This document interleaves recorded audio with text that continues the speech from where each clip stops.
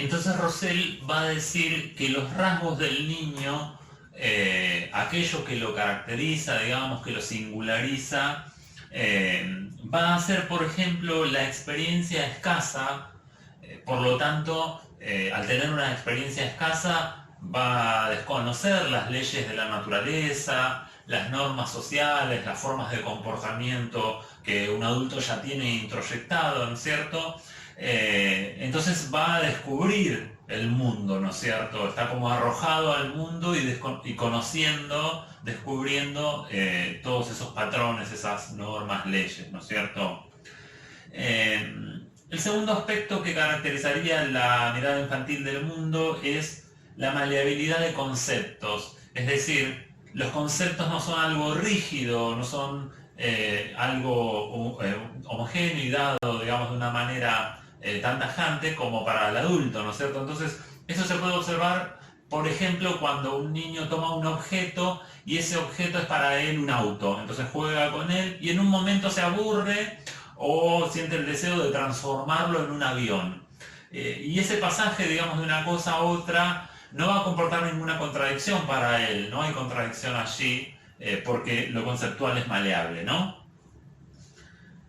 El tercer aspecto caracterizador de la mirada infantil es la permeabilidad de límites entre realidad y fantasía. Las dimensiones de la realidad y de la fantasía se comunican, las barreras son porosas, entonces el chico puede estar observando un fenómeno de la realidad y fantasear, imaginar algo y se mete en el juego, supongamos, en la piel de un superhéroe y después vuelve a ser el mismo, ¿no es cierto? Mientras que para un adulto eso está vedado, ¿no es cierto?, por las normas sociales, o sería considerado un loco si no puede distinguir entre realidad y fantasía, entre lo que imagina y lo que realmente está sucediendo. Pero en el niño no, ¿no es cierto?, hay esa permeabilidad. De la misma manera que hay una permeabilidad de límites entre el pasado, el presente y el futuro. La temporalidad no es vivenciada por el niño como la vive un adulto, que está regido por sus tareas, por sus labores, por los relojes que le van construyendo una racionalidad temporal, sino que el pasado, el presente y el futuro se mezclan en la cabeza del niño, en su mirada, ¿no es cierto? Y esto se actualiza en expresiones tan interesantes como cuando el niño dice yo jugué mañana, jugué pasado, mañana futuro, se mezclan y no hay esas barreras tan fijas como decíamos, ¿no es cierto? Y en esta frase que expresé, hipotética, pero que ustedes habrán escuchado en más de una ocasión, aparece algún otro elemento, ¿no? Que sería la ignorancia de las reglas de la gramática, la etimología y la redacción. Claro, las normas de los usos lingüísticos no están introyectadas, como decía antes, en el niño, no poseen un sistema, digamos, totalmente articulado, digamos, o que conozca las reglas subyacentes a los usos lingüísticos que él efectúa, entonces utiliza expresiones como yo jugo en vez de yo juego, ¿no es cierto?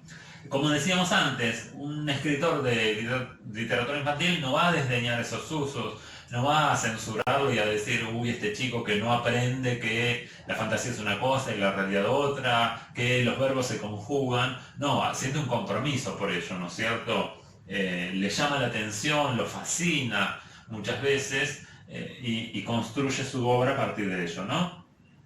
Y un último elemento caracterizador sería la falta de prejuicios, desconfianzas y suspicacias.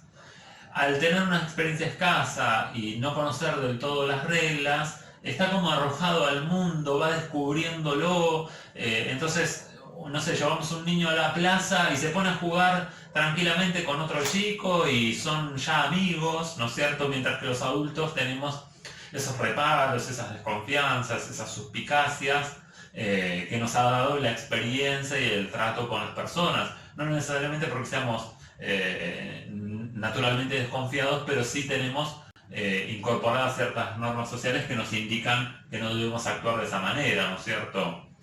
Entonces va a decir Rosell que todos estos rasgos de la mirada infantil del mundo son una fuente inagotable de recursos para el escritor, aún insuficientemente inexplorada. Esa fuente de recursos, esos recursos que nos permiten cruzar las barreras entre realidad y fantasía, construir temporalidades que no se condicen necesariamente con la mirada científica del mundo, con la racionalidad, etc. Tenemos que aprovechar más esos recursos, nos va a decir Rosell, o les va a decir a los escritores, ¿no es cierto? Es algo insuficientemente explorado, perdón. Y va a terminar su artículo diciendo que lo infantil, en definitiva, es una determinada sensibilidad característica pero no exclusiva del niño. Y les voy a leer, ahora sí, la última cita. Dice hasta el final de su texto Rosell: lo infantil en la literatura así definida está, insisto, no solamente en el lector, en ese conjunto de rasgos suyos que el autor debe identificar y manejar con soltura. Lo infantil es sobre todo una determinada sensibilidad, característica pero no exclusiva del niño, que tendrá que ser realmente compartida por el escritor si quiere que su obra no sea un elemental acto de transmisión de cultura y experiencia, una burda adaptación del discurso literario, sino la colaboración sincera y vinculante de su espíritu con aquellos que mejor capacitados están para comprenderle.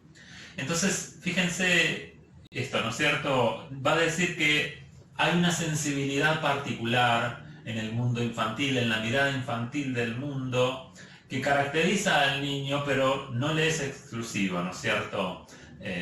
Un creador, un artista, son a veces ese niño que juega a descubrir otras leyes del mundo o a suspender las leyes de la cultura y a pensar la conducta humana, la naturaleza, el cosmos, la sociedad de otra manera, y en ese jugar se olvida a veces de lo que dictaminan los sociólogos, los pedagogos, los psicólogos, etc.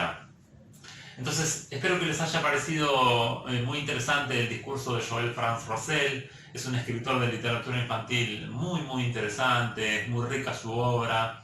Los invito a explorar su literatura, su poética y sus textos teóricos que tanto nos ayudan a mirar, ¿no es cierto? Tanto nos ayudan a comprender y a la hora de pensar formas de trabajo con la literatura infantil, es un autor al que podemos apelar con mucha confianza. Los invito entonces a revisar los otros videos del canal de YouTube.